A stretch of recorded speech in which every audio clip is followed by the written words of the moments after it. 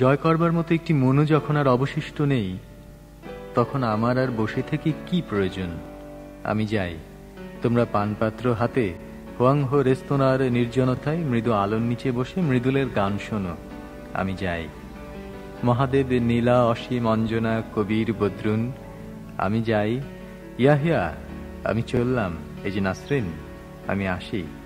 যদি কোনোদিন এই রাত্রি ভোর হয়, যদি কখনো আবার সূর্য ওঠে রূপসী বাংলায়, আবার কখনো যদি ফিরে পাই আমার যৌবন, যদি পাই অনন্ত স্বপ্নের মতো নারী, কবি না হয়ে অন্য যা কিছু হয়ে আমি ফিরে আসতেও পারি। অভিভূত কবির মতন নারীকে আমি ভালোবেসেছিলাম। সুচিত্রা সেনের মতো অপরূপা বিদুষী সুন্দরী ছিল তারা। তাদের দেহে স্বর্গের লাবণ্য ছিল, কিন্তু হৃদয়ে ছিল ঘাস। আমার প্রেম নিয়ে তারা যে কত রকমের রহস্য করেছে। গাধা ভেবে কেউ বা নাকের ডগায় ঝুলিয়ে দিয়েছে মূলো। তারপর একদিন সর্পচর্মবৎ আমাকে ছুঁড়ে ফেলে দিয়ে চলে গেছে দূরে। আমি নিঃস্ব গৃহকোণে, তারা ছড়িয়ে পড়েছে বিশ্বে।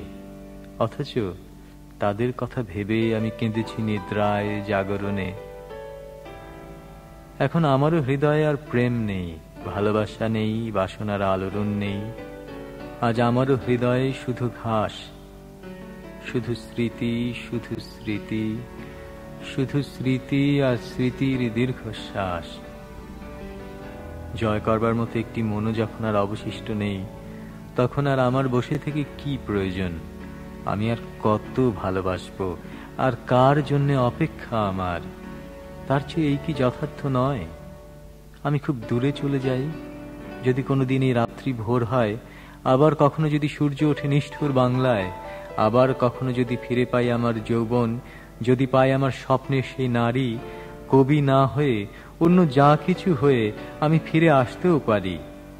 তোমরা পানপাত্র হাতে হোয়াংহো রেস্তোরাঁর নির্জনতায় মৃদু আলোর নিচে বসে মৃদুলের গান শোনো। আমি চলি। মহাদেব, নীলা, অসীম, অঞ্জনা, কবির, বদ্রুন, আমি যাই। ইয়াহিয়া, আমি চললাম। এই যে নাসরিন, আমি আসি।